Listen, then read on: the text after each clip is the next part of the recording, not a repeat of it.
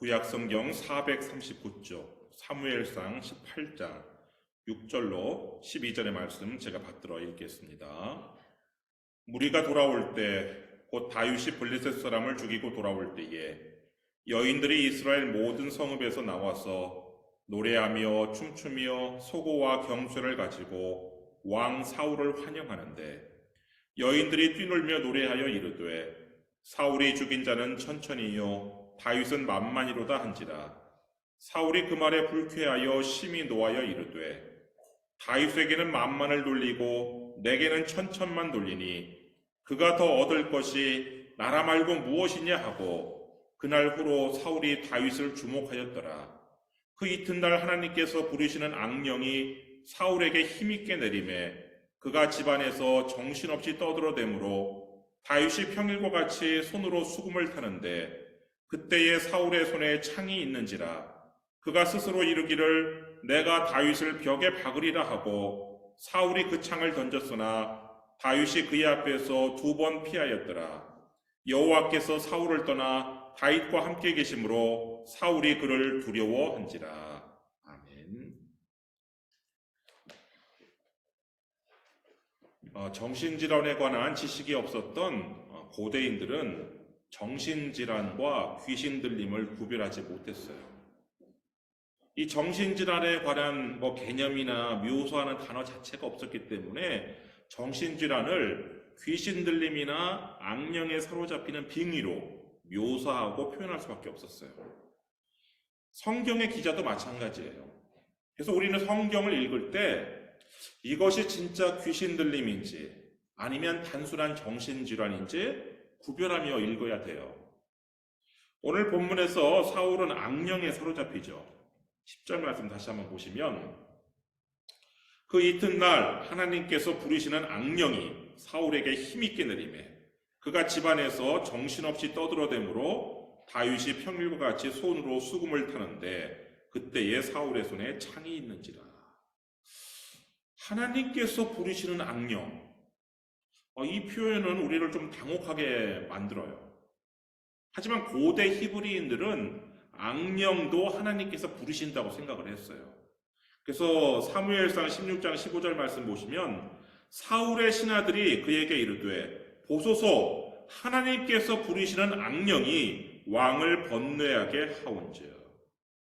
그러니까 이 표현은 고대 히브리인들의 표현이라고 생각하시면 되고, 이 사울이 그런데 이 악령에 사로잡힌 때가 언제냐? 그 이튿날이었어요. 그러니까 사울이 악령에 사로잡히기 전날에 무슨 일이 있었는지 모르지만 그 이튿날 사울이 악령에 사로잡혔는데 그 사울이 악령에 사로잡히기 전날은 어떤 날이었느냐? 사울이 승전하고 돌아온 날이었어요. 6절 말씀 보시면 무리가 돌아올 때 곧 다윗이 블레셋 사람을 죽이고 돌아올 때에 여인들이 이스라엘 모든 성읍에서 나와서 노래하며 춤추며 소고와 경쇠를 가지고 왕 사울을 환영하는데, 승전한 군인들이 돌아올 때 그 군인들을 환영하는 것은 여인들의 몫이었는데 이 여인들은 전국에서 모였어요. 전국에서 모인 이 여인들은 노래하고 춤추고 당시의 악기를 가지고 이 사울 왕을 환영을 했어요. 그런데 이 노래 가사가 어떤 노래 가사였느냐? 7절 보시면 여인들이 뛰놀며 노래하여 이르되 사울이 죽인 자는 천천히요 다윗은 만만이로다 한지라. 여러분, 이 전쟁터에 나가지 않은 이 여인들이 어떻게 다윗의 이름을 알고 있었을까요? 아버지 양을 치던 이 다윗은요, 골리앗을 죽인 후에 신분이 막 상승해요. 이 사울 왕이 골리앗을 죽인 자에게 많은 재물 주고 내 딸 주고 또 그 아버지 집은 세금에서 면제하게 된다, 이런 3가지 약속을 걸었기 때문에 이제 다윗이 곧 공주하고 결혼해서 왕가의 일원이 되겠구나 하는 것은 모두가 예상했던 바이지만 그 왕세자 요나단과 다음 왕이 될 요나단과 의형제가 되는 것은 사실 아무도 예상하지 못했어요. 거기 3절 말씀 한번 보시면 사무엘상 18장 3절 요나단은 다윗을 자기 생명같이 사랑하여 더불어 언약을 맺었으며 이 언약은 의형제의 언약이에요. 우리는 흔히 다윗과 요나단은 친구 사이 이렇게 생각하는데 다윗과 요나단은 친구라기보다는 형제 사이예요. 나중에 요나단이 죽고 난 다음에 다윗이 요나단에 대한 조가를 부르는데 사무엘하 1장 26절 말씀 보시면 내 형 요나단이요 내가 그대를 애통함은 그대는 내게 심히 아름다움이라 그대가 나를 사랑함이 기이하여 여인의 사랑보다 더하였도다. 내 형 요나단이라고 불러요. 그러니까 요나단이 다윗을 동생 삼은 거예요. 그런 다음에 요나단이 자기 옷을 벗어서 다윗에게 주어요. 4절 말씀 보시면 요나단이 자기가 입었던 겉옷을 벗어 다윗에게 주었고 자기의 군복과 칼과 활과 띠도 그리하였더라. 당시 겉옷이라는 것은 사회적 신분을 나타내는데 요나단이 왕자의 의복을 다윗에게 주었다는 것은 이제 다윗을 왕자로 대우한다는 뜻이에요. 거기에 사울은 다윗을 군대 장관으로 임명을 하는데 그 5절 말씀 보시면 다윗은 사울이 보내는 곳마다 가서 지혜롭게 행하며 사울이 그를 군대의 장으로 삼았더니 온 백성이 합당히 여겼고 사울의 신하들도 합당히 여겼더라. 다윗이 지금 나이가 어린 소년인데 아브넬을 대신해서 군사령관 자리가 공석이 아니에요. 지금 아브넬이 군사령관이란 말이에요. 그 아브넬을 대신하여 군사령관이 되었단 말이에요. 이거는 죄수였던 요셉이 애굽의 총리가 된 것만큼이나 사실 파격적인 인사죠. 그런데 이 소년 다윗이 군사령관이 된 것을 백성들은 물론이고 사울의 신하들까지 마땅하게 여겼다는 거예요. 물론 이 아브넬은 군사령관이었던 이 아브넬은 자기의 자리를 저 어린 소년에게 아무리 골리앗을 쓰러뜨렸어도 소년에게 넘겨주었기 때문에 본인은 다윗을 좋지 않게 생각했겠지만 다른 신하들은 다 마땅하게 여겼단 말이에요.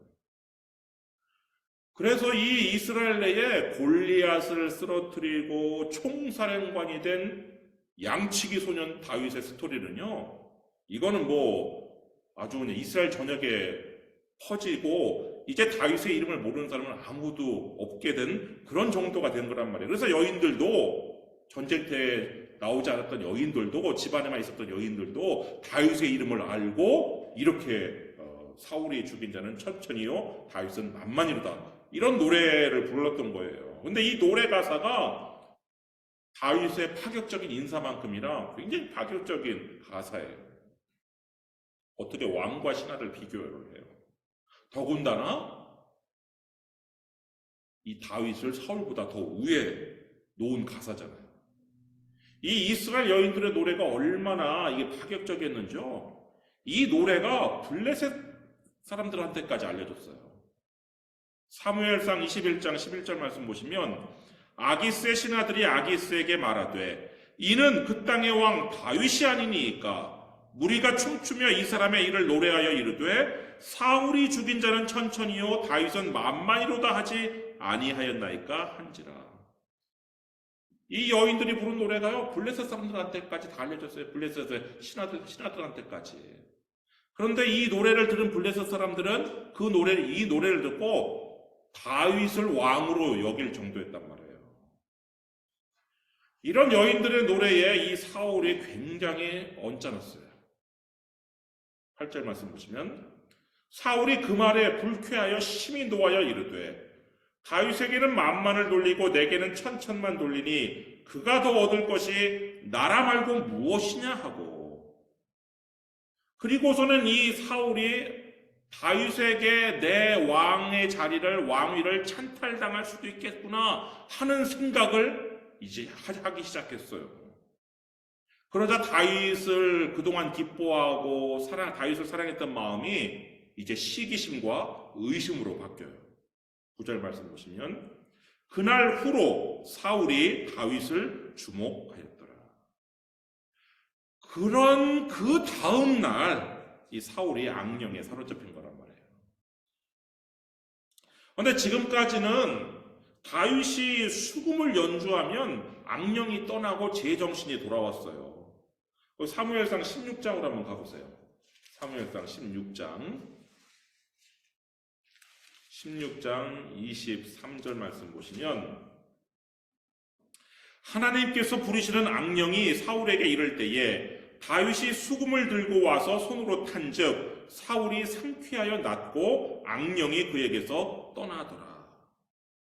그러니까 다윗의 수금 연주는 오늘날로 말하면 음악 치료예요. 여러분, 음악 치료가 가능한 분야는 정신질환이에요? 아니면 귀신 들림이에요? 서울대 의대를 졸업한 정신과 전문의이자 미국 켈빈 신학대학원에서 신학을 공부한 김진 박사님이 정신병인가 귀신 들림인가 라는 책을 썼어요. 그 책에서 정신병과 귀신 들림의 차이에 대해서 말하고 있는데, 그중 한 가지가 뭐냐?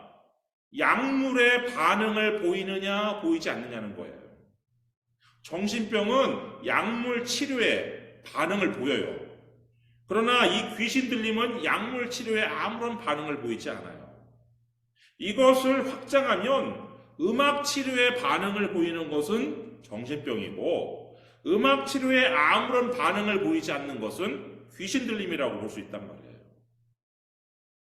그런데 지금 이 사울은 음악 치료에 반응을 보여요.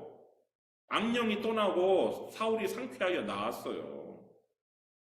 이것은 지금까지의 사울의 이 상태는, 이거는 실제 악령에 사로잡힌 것이 아니라 그냥 정신질환인데, 고대 히브리인들이 정신질환과 이 귀신 들림의 차이를 구별하지 못하고 그냥 악령에 사로잡힌 것으로, 특별히 이제 고대 히브리인들은 악령도 하나님께서 부리시는 거라고 생각했기 때문에 하나님께서 부리시는 악령이 사울에게 임한 것으로 그렇게 본 거란 말이에요. 근데 사실 이 악령에게 처음 사로잡혔을 때 사울에게 일어난 증상은 번뇌였어요. 사무엘상 16장 14절 말씀 한번 보시면, 여호와의 영이 사울에게서 떠나고 여호와께서 부르시는 악령이 그를 번뇌하게 한지라. 그러니까 이것은 오늘날로 정신의학적으로 관점에서 보면은 사울이 불안증에 시달렸던 것으로 해석되는 거예요. 어떤 불안증이에요? 하나님께서 사울에게 너는 이제부터 왕이 되지 못한다라고 말씀을 하셨어요. 왜? 사울이 하나님 명령을 거역하고 이 사무엘의 책망에 마음을 완고히 하고 회개하지 않았기 때문에 하나님께서 그렇게 사울을 버리시고 너는 이제부터 왕이 되지 못한다라고 그랬어요. 그런데 이 사울에게는 왕 위에 대한 아주 큰 집착과 그게 있었기 때문에 이걸 놓을 수가 없었어요. 그러니까 그 자리를 지켜야 되겠고, 하나님께서는 자기를 버렸고, 그러니까 이 갭이 이 사울을 아마 불안증에 시달린 것으로 해석이 되는데, 그래서 이 사울의 신하들이 사울에게 오늘날로 말하면 음악 치료를 권유해요. 거기 16절 말씀 보시면, 원하건대 우리 주께서는 당신 앞에서 모시는 신하들에게 명령하여 수금을 잘 타는 사람을 구하게 하소서. 하나님께서 부르시는 악령이 왕에게 이를 때에 그가 손으로 타면 왕이 나으시리이다 하는지라. 사울이 신하들의 의견을 수용해요. 17절, 사울이 신하에게 이르되 나를 위하여 잘 타는 사람을 구하여 내게로 데려오라 하니. 그러니까 젊은 신하 중에 한 사람이 이새의 아들을 천거하는데, 18절, 소년 중 한 사람이 대답하여 이르되 내가 베들레헴 사람 이새의 아들을 본즉 수금을 탈 줄 알고 용기와 무용과 구변이 있는 준수한 자라. 여호와께서 그와 함께 계시더이다 하더라. 사울이 이새에게 전령들을 보내요. 19절, 사울이 이에 전령들을 이새에게 보내어 이르되 양치는 내 아들 다윗을 내게로 보내라 하매. 그러니까 전령들을 보낼 때 이 사울은요, 이새의 아들이 다윗이라는 것과 그 다윗이 양치기라는 것을 알고 있었어요. 근데 사울은 이제 다윗이 궁궐에 왔는데 다윗을 딱 보니까 자신만큼 키가 큰 이 다윗이 마음에 들어서 궁정 악사로 임명하기 전에 먼저 자신의 무기 드는 자로 임명을 해요. 21절 말씀 보시면 다윗이 사울에게 이르러 그 앞에 모셔섬에 사울이 그를 크게 사랑하여 자기의 무기를 드는 자로 삼고 그 다음에 이제 궁정 악사로 임명해서 자신을 위해 수금을 연주하게 했어요. 23절 하나님께서 부르시는 악령이 사울에게 이를 때에 다윗이 수금을 들고 와서 손으로 탄즉 사울이 상쾌하여 낫고 악령이 그에게서 떠나더라. 근데 사울이 정신질환이라는 것이 사울이 전장에서 다윗을 못 알아봐요. 거기 사무엘상 17장 55절 한번 가보세요. 사무엘상 17장 55절 사울은 다윗이 블레셋 사람을 향하여 나아감을 보고 군사령관 아브넬에게 묻되 아브넬아 이 소년이 누구의 아들이냐? 아브넬이 이르되 왕이여 왕의 사심으로 맹세하옵나니 내가 알지 못하나이다 하매. 궁궐 밖에서 근무하는 군사령관 아브넬은 다윗을 모를 수도 있어요. 그런데 사울이 자신의 무기 드는 자로 삼고 자신의 궁정악사인 다윗을 모른다는 것은 말이 안 되죠. 이건 아마 사울에게 어떤 치매가 찾아온 것이 아닌가.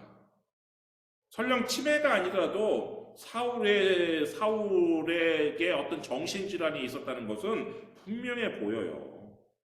근데 아까도 말씀드렸듯이 당시 사람들은 사울의 정신질환을 하나님께서 부르시는 악령이 사울에게 빙의 된 것으로 그렇게 표현한 것이라는 거예요. 그런데 오늘 본문은 정신질환이 아니라 진짜 악령에 사로잡힌 것으로 보이는데 다시 한번 10절 오늘 본문으로 오셔서 10절 말씀 보시면 그 이튿날 하나님께서 부르시는 악령이 사울에게 힘있게 내림에 그가 집안에서 정신없이 떠들어대므로 지금 이 악령에 사로잡힌 사울의 상태가 전하고 좀 달라요. 전에는 그냥 번뇌가 있었던 것 뿐이에요. 근데 이제는 정신없이 떠들어대는 것으로 지금 묘사하고 있어요. 만약 이 정신없이 떠들어대는 것이 만약에 앞뒤가 맞지 않게 이러쿵저러쿵 말을 늘어놓는 횡설수설이라면 이건 정신질환이에요. 근데 귀신 들린 자는요, 횡설수설하지 않아요. 마가복음 5장에 나오는 그 군대 귀신에 사로잡혔던 자는요, 논리적으로 말을 해요. 마가복음 5장 7절로 12절 말씀 보시면 지극히 높으신 하나님의 아들 예수여 나와 당신이 무슨 상관이 있나이까? 원하건대 하나님 앞에 맹세하고 나를 괴롭히지 마옵소서. 내 이름이 무엇이냐? 이르되 내 이름은 군대니 우리가 많음이니이다. 우리를 돼지에게로 보내어 들어가게 하소서. 이런 식으로 귀신 들린 사람은요 횡설수설 말하지 않아요. 그러니까 횡설수설 말한다는 것은 그건 귀신 들림이 아니라 정신질환이에요.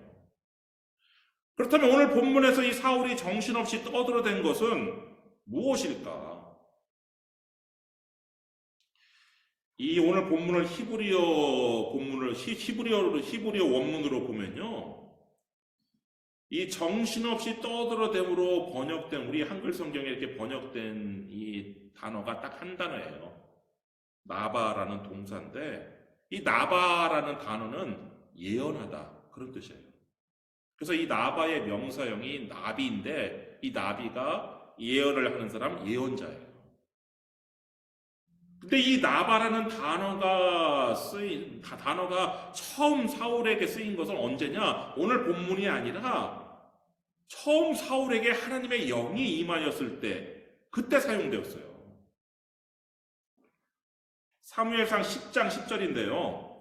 그들이 산에 이를 때에 선지자의 무리가 그를 영접하고 하나님의 영이 사울에게 크게 임함으로 그가 그들 중에서 예언을 하니, 거기서 이 예언을 하니 그 번역된 단어가 바로 나바예요.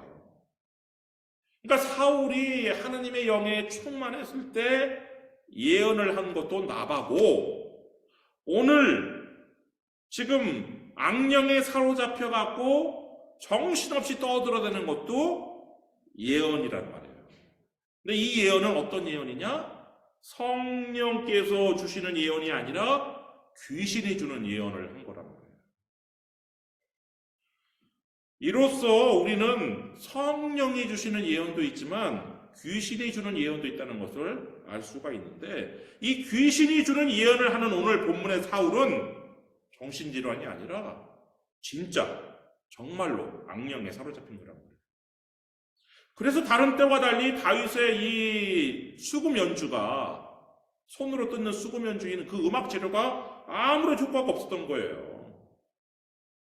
그리고 이 진짜 악령에 사로잡힌 사울은 이제 악령이 시키는 말을 해요. 11절 말씀 보시면, 그가 스스로 이르기를 내가 다윗을 벽에 박으리라. 그리고 악령이 시키는 행동을 하는데 사울이 그 창을 던졌으나 다윗이 그의 앞에서 2번 피하였더라. 그러니까 진짜 악령에 사로잡히니까요, 악령이 시키는 말과 악령이 시키는 행동을 하는 거란 말이에요. 근데 다행히 다윗이 이 사울의 창을 피해서 도망을 쳤어요.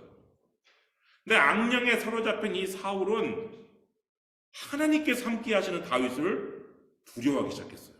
12절 말씀 보시면, 여호와께서 사울을 떠나 다윗과 함께 계심으로 사울이 그를 두려워한지라. 그리고요, 이 사울은 그냥 일평생 다윗을 죽이려고 쫓아다니는 것으로 자신의 삶을 허비해요. 29절 말씀 다시 한번 보시면, 오늘 본문 29절, 사무엘상 18장 29절 말씀 보시면, 사울이 다윗을 더욱 두려워하여 평생에 다윗의 대적이 되니라. 그러다가 결국 다윗 없이 블레셋과 전쟁을 하다가 패전하고 목이 잘리는 것으로 생을 마감해요. 여러분, 사울도요, 한때는 성령 충만했고 예언도 했어요. 근데 어떻게 하다가 악령에 사로잡혀서 귀신이 주는 예언을 하고 악령이 시키는 말과 행동을 하게 되었을까요? 그건 사울이 우상 숭배의 죄를 지었기 때문에 그래요.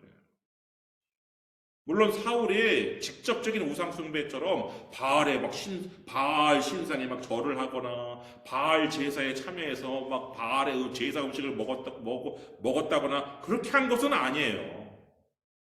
그런데 이 사울은 하나님께서 더 이상 허락하지 않으신 왕위를 집착하고 그 왕위를 계속 유지하려는 일종의 탐심을 품었어요. 여러분, 하나님께서 허락하지 않으신 것을 욕심내는 탐심이요, 그게 우상숭배예요. 골로새서 3장 5절 말씀 보시면, 그러므로 땅에 있는 지체를 죽이라. 곧 음란과 부정과 사욕과 악한 정욕과 탐심이니 탐심은 우상숭배니라. 사울은요, 왕의 자리에 대한 집착과 탐심으로 사무엘도 죽이려고 했고, 지금 다윗도 시기에서 다윗도 죽이려고 했고, 이렇게 한 거란 말이에요. 거룩하신 하나님의 영은요, 우상 숭배의 죄를 지은 이 사울에게 더 이상 머물러 계실 수 없어서 사울을 떠나셨고, 그 빈자리에 바로 이 악령이 찾아온 거란 말이에요. 여러분, 우리 안에 계신 성령님께서 우리를 떠나시면 우리 역시 악령에 사로잡힐 수 있어요. 혹자는 신약 시대에는 성령님이 떠나지 않는다 이렇게 생각을 하시는데, 예루살렘 교회의 아나니아와 삽비라를 보면 반드시 그런 것은 아니에요. 아나니아와 삽비라도 한때는 성령이 충만했어요. 사도행전 4장 31절 말씀 보시면, 빌기를 다함에 모인 곳이 진동하더니 무리가 다 성령이 충만하여 담대히 하나님의 말씀을 전하니라. 그런데 아나니아와 삽비라가 탐심을 품었어요. 그러자 그들이 사탄에게 사로잡히는데 사도행전 5장 3절 베드로가 이르되 아나니아야 어찌하여 사탄이 네 마음에 가득하여 네가 성령을 속이고 땅값 얼마를 감추었느냐. 사탄이 마음에 가득하였다는 것은 그들에게서 성령님이 떠나셨고 그 성령님이 떠난 빈자리를 사탄이 점령했다는 것이죠. 여러분, 거룩하신 성령님께서는 우상 숭배로 더러워진 곳에는 머물러 계실 수가 없어요. 여러분이 하나님께서 허락하지 않은 것을 탐내는 탐심을 품으면 여러분은 우상 숭배의 죄를 짓는 거예요. 그리고 그 우상 숭배의 죄를 지으면 거룩하신 성령님께서 계실 수가 없어요. 그래서 성령님께서 혹시 떠나시게 되면 그 빈자리에 악령이 찾아올 수 있는 거란 말이에요. 그래서 예수님께서 모든 탐심을 물리치라 이런 명령을 하신 것인데 누가복음 12장 15절 그들에게 이르시되 삼가 모든 탐심을 물리치라 사람의 생명이 그 소유에 넉넉한 데 있지 아니하니라. 여러분, 모든 탐심을 물리치시고 탐욕을 멀리하시며 오직 성령님과 동행하는 삶을 사시기를 주님의 이름으로 축원합니다. 기도하겠습니다.